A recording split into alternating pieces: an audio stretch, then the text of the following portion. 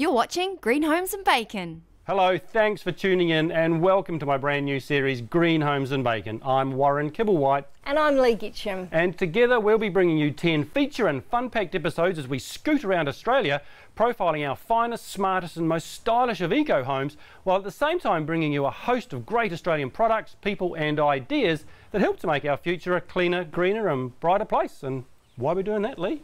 Well, simply to show you that today's eco home, or green home as we call it, is actually a modern, cleverly designed, energy efficient, earth friendly and healthy home. And gone are the days where these so-called eco homes were made out of old rubber tyres, old beer cans and beer bottles. So sit back and watch as we uncover the homes, the people and the products that are going to help shape Australia's future in home and living. And there's no better way to start this series off than featuring an architect's own home at one of the world's best, most applauded and awarded eco-residential community developments at the Eco Village at Currumbin.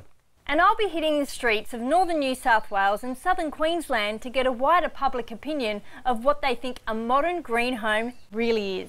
Brilliant. Roll tape.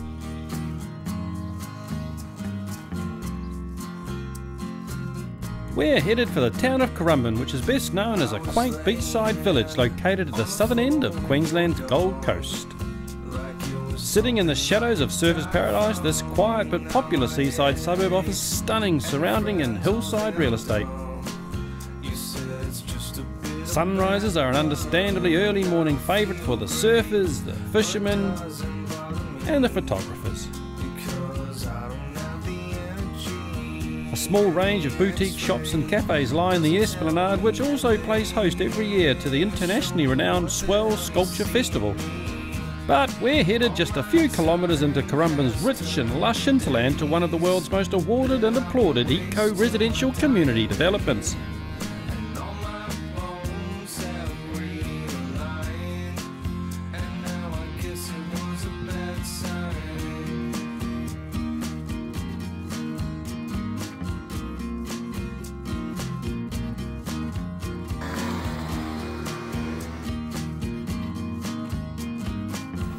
Today I'm featuring the home of Will and Karen Collins, and they've kindly invited me to join them for breakfast so we can get a greater insight into their home and their lifestyle. Well, nice to see you, Karen. Hello. Yeah, great. Together they have the dream jobs of working from home. Will runs his own architecture business specialising in sustainable or green homes, and Karen provides kahuna massage therapies.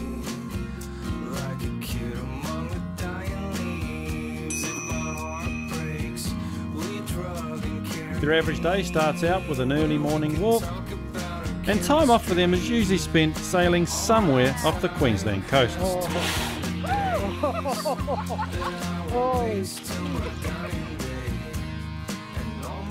And this is their green home, that of course Will designed himself.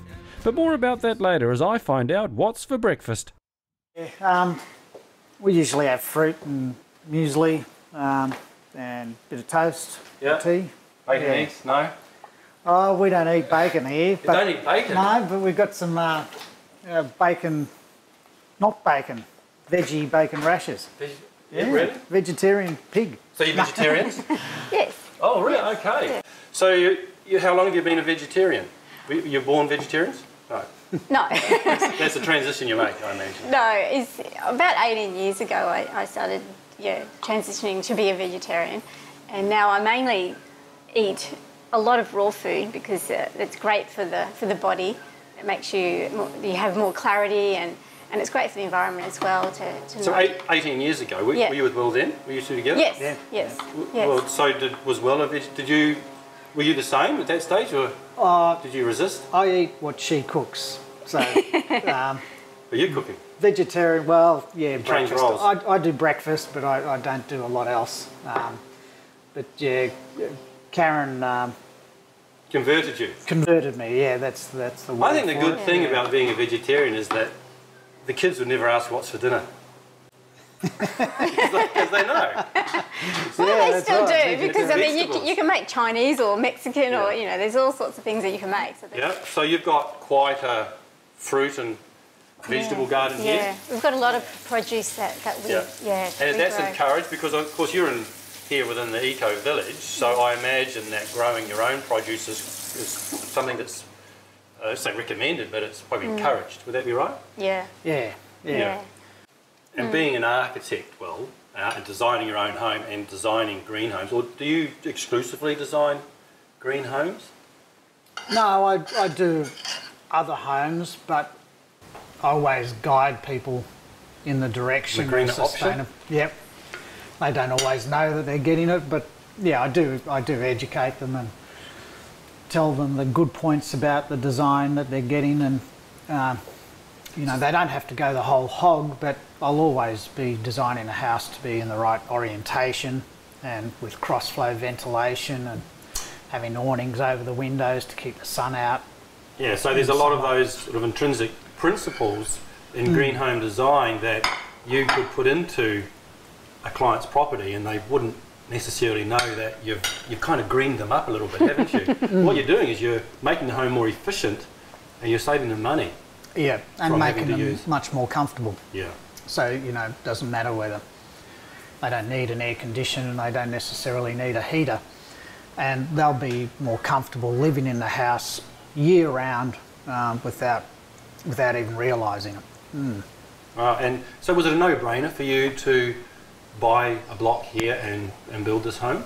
You know, when it was offered, you know, because this is quite an awarded village, isn't it? I mean, internationally and in Australia. Yeah. Applauded and awarded. So when this became available, did you think that's just the perfect idea for you to build kind of the home that you wanted to, that represented your values, and in such a significant way by being part of the eco village? Well, they hadn't won all the awards when we bought. No. Yeah, we bought early on.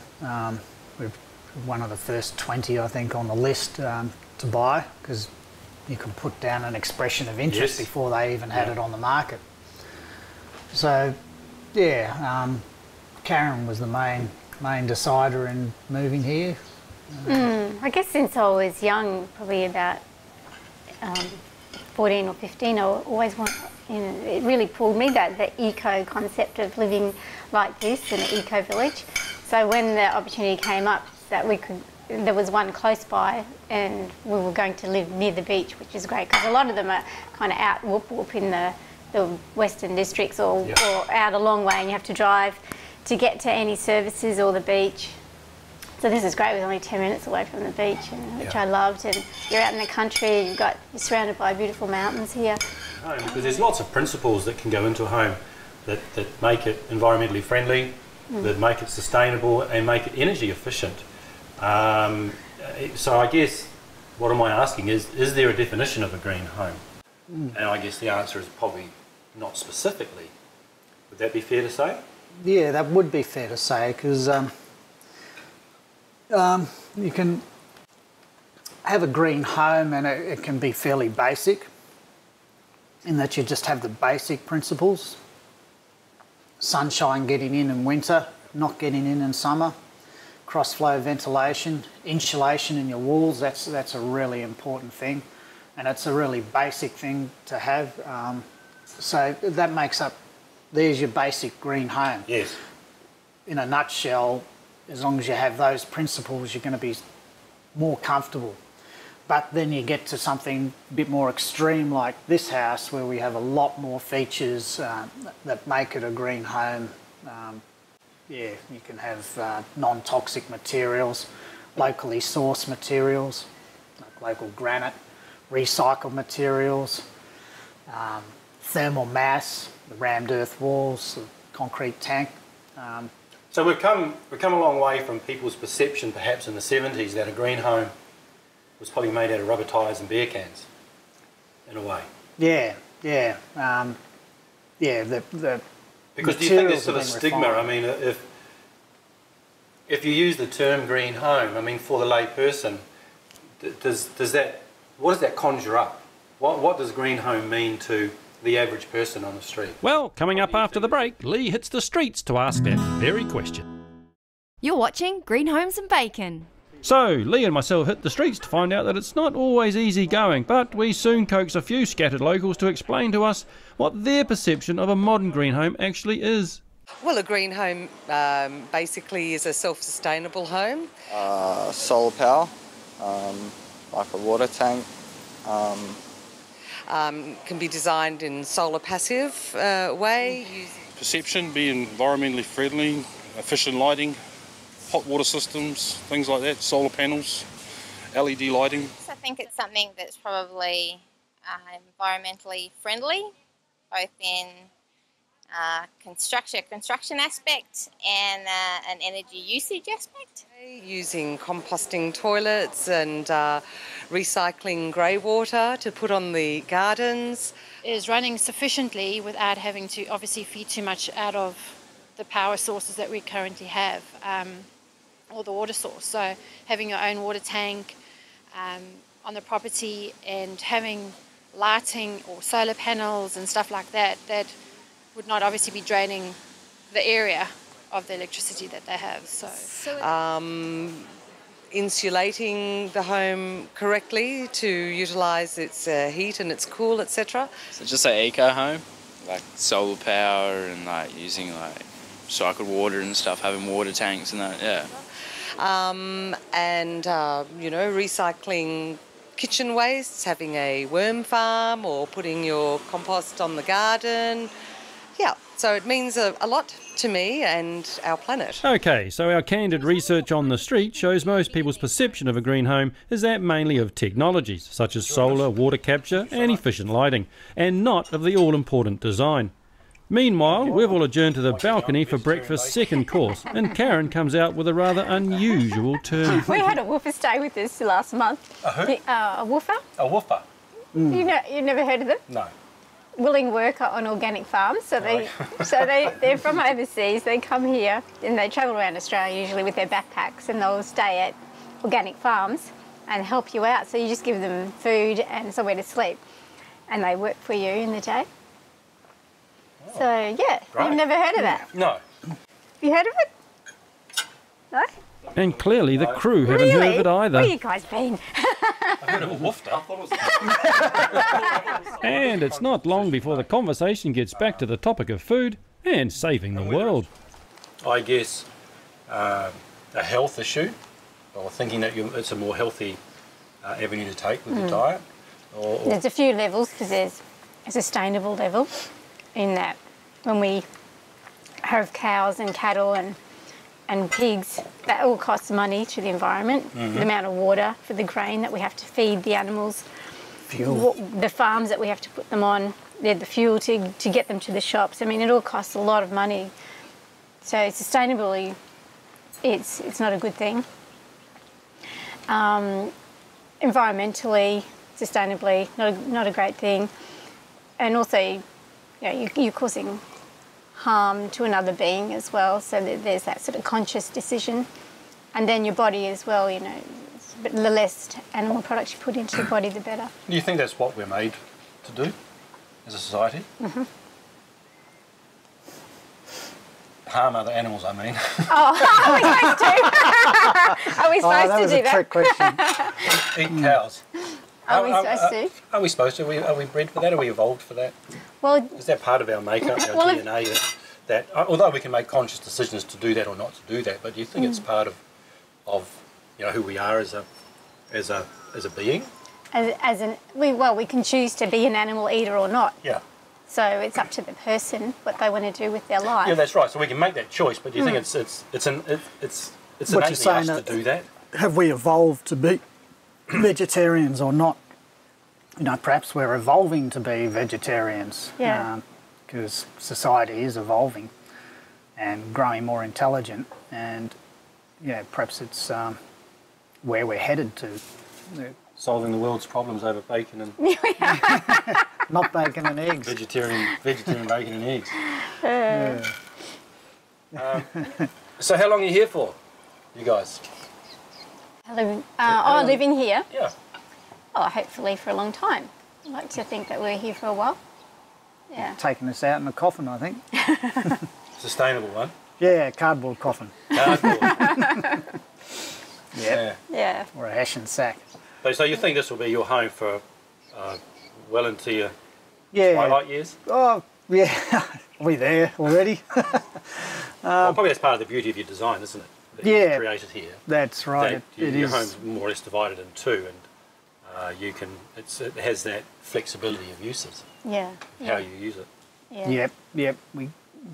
It's all been designed for disabled friendly, so wheelchair access. But, and that's quite incredible because you've got a divided home over a sloping site, and there's no steps anywhere. Yeah, that was a challenge. Yeah, it would have to be a challenge. Yeah, I think But a good one. Yeah. Karen, you do massage, but you do kahuna massage. Mainly kahuna. And yes. can you explain that to me, please? Okay. It's not. That sounds Hawaiian. Is that? It is a Hawaiian So style. it's not a massage with a Hawaiian pizza or anything like that. It's No, but I could feed you one if you wanted. Pineapple and not bacon, not ham. It's a Hawaiian style of massage, originated in the Polynesian Islands long ago. And these days, in the old days, they used to use it as a rites of passage. So when people, like the teenagers, came to a certain age, they would go away into a cave and have this particular treatment, a kahuna treatment. And it just balanced the energies in the body so that they would come out and be a role model within the village, so that they felt that they were balanced enough to take on the adult roles that they needed to. Yeah. Wow. So it works on the emotional, spiritual, and physical areas. So those three areas. But still get a rub. Still get a rub. Oh yeah. It's a flow. Well, you've also got a scooter. Is that just to make you look good, or do you actually, or is that another principle in your lifestyle in terms of using and consuming less? Yeah, well, I need something to make me look good, Warren. Yeah. But it does use. Tri-state. Thanks for coming and spending a little bit of time with us. Yeah, well, that's right. Well, I'm going to show these wonderful people through your home. Yep. I guess we're going to get the dishes out the way, so I'm going to toss you for it. All right. So. All right. Yeah. Heads or tails? Heads, thanks. Yeah, heads. It's only between you two. Yeah. Heads it is. So you do dishes. I thought I won. You did. Yeah. And at the other side of the break, Thanks very it's much. Will and Karen's home. You're watching Green Homes and Bacon. This is Will and Karen's home, and it represents 25 years of Will's learning and practice in sustainable design, where it's also used as a showcase of his design styles and abilities. Blending into its environment, Will wanted it to resemble a ranger's hut in a state forest.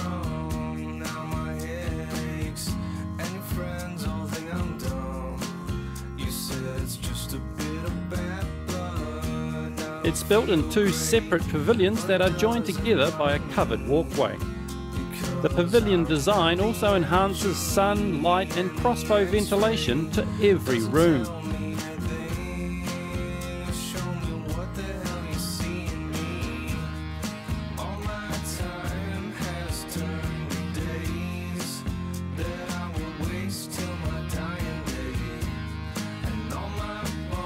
The front pavilion houses the living and dining rooms, kitchen and a master bedroom with ensuite.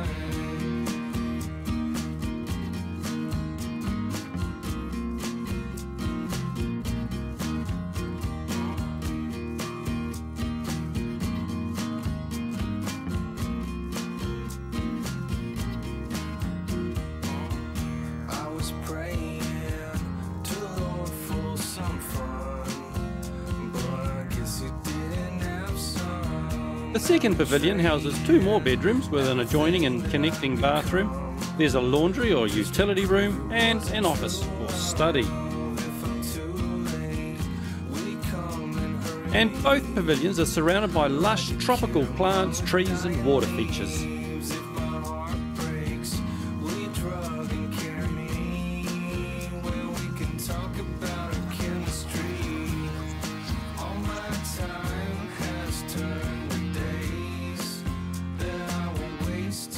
Cooling in the home is achieved through cross ventilation, which is aided with raked ceilings channeling warm air up and out through the clerestory louvered windows.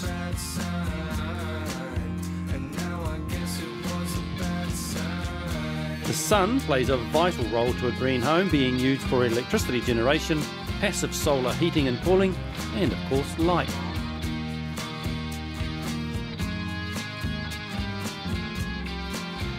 Will and Karen harness solar power for their electricity, which is a modest 1 kilowatt system, and their hot water, which includes a gas backup system.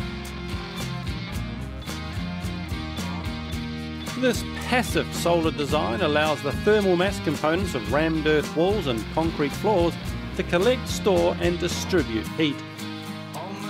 And this concrete floor in the dining room is actually the top to one of their 2 water storage tanks. Brilliant. Another key feature of a green home is to use window awnings and extended eaves to control how and when direct sunlight penetrates the home, where this is minimised in summer and maximised in winter.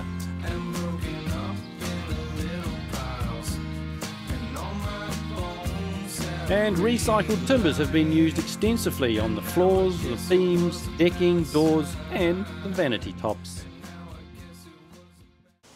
I think if everyone could just be a little bit more conscious, I think, of their impact on the environment, it'd make a big difference. Save the whales, man. That there needs to be some serious consideration of the issues that we're going to be facing, as you said, about population growth and all that. So probably the way we get rid of our garbage disposal stuff. You know, it's just easy just to throw stuff in the bin. For me, that's a concern. Where is it going? What's happening to it afterwards?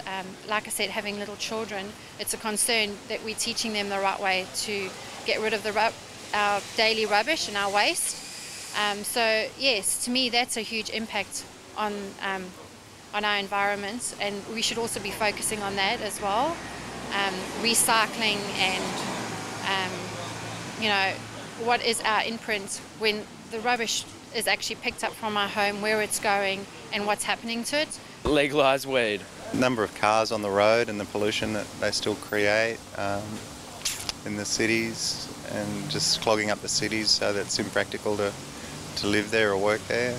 Our oceans, rivers, lakes, very important to Polynesian people. That's where they get most of their food from, and it's affecting the way they survive today out in the little islands in the Pacific Ocean especially. Do you mean that you think that our waterways and oceans are getting overfished? Overfishing, a lot of plastics in the environment. I feel that probably there's other ways of fixing that instead of using plastics. And how do you think that we could maybe fix that in the future? I think one of the biggest industries back in the 40s was the hemp industry, which used sustainable product that was natural, and it broke down, didn't affect wildlife in any way. So yeah, that's what I reckon. So what stops us using hemp? Politics, basically. Governments? There's a lot of people in the plastic industry that wouldn't like to see that sort of thing happen.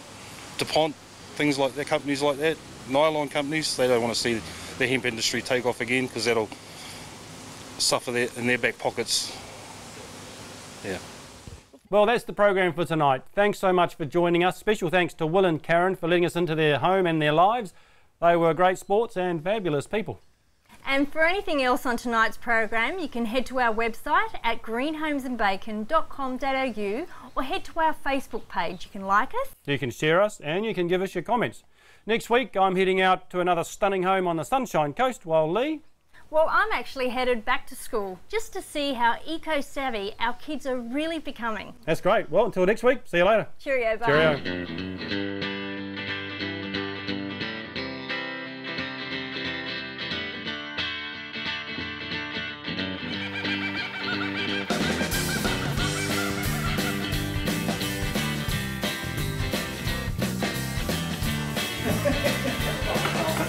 You might have to cook it in a different form. Particularly green bacon.